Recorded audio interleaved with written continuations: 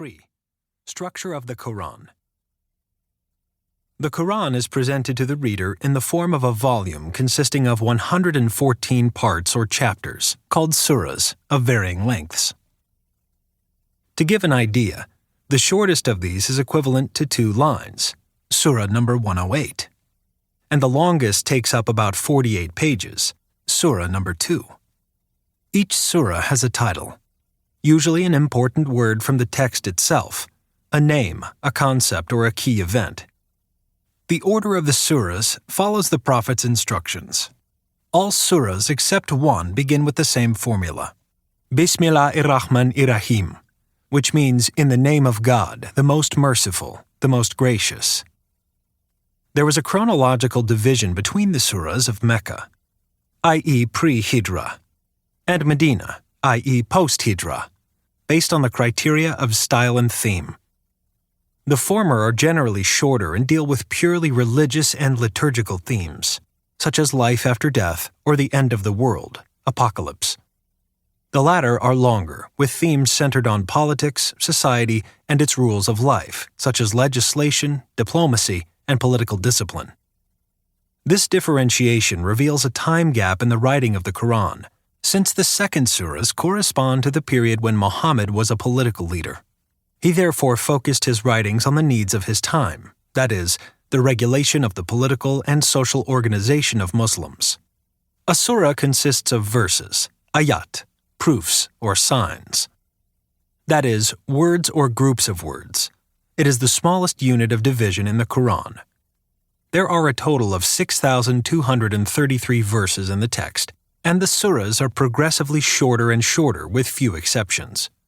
For example, the length of the last 60 surahs is almost equal to the length of the second surah.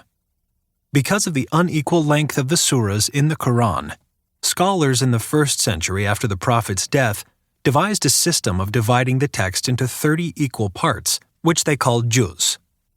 This practice was created to make memorization easier and to better organize the reading of the Qur'an. The overall structure of the Qur'an, however, should not be taken into account. Surahs remain the canonical division of the text, and the juz exist to make it easier to read and decipher. It is these divisions that are traditionally used during the month of Ramadan. The juz is usually recited every evening in order to read all 30 parts in 30 days. 4. The most important surahs. It is obvious that the Qur'an as a whole is an important work both literarily and religiously.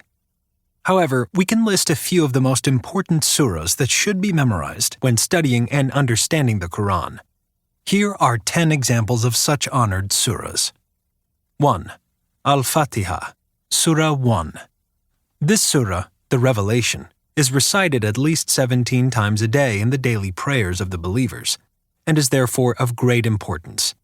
In it, Abu Sa'id Rafi ibn al-Mu'alla, a believer and companion of Muhammad, asks the Prophet which surah in the Qur'an is the most sublime, and if he can teach it to him.